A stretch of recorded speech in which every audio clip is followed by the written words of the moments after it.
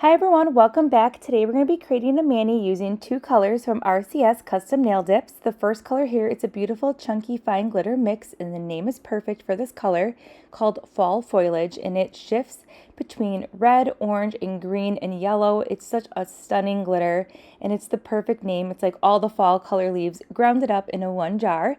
And then the next color here, it's a beautiful dark green called Frasier Fir.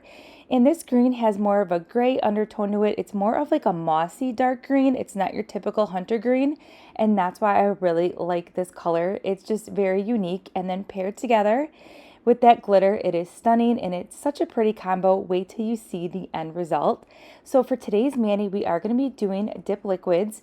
I'm going to go ahead and start with the chunky glitter first. I am going to go ahead and clear encapsulate the chunky glitter only, and I'm really excited about these dip liquids. I've been having really good luck with them, and I've been really liking that they're odorless, so that has been a plus for me. But I will go ahead and let you watch this beautiful glitter in action, and I'll pop back in a little bit.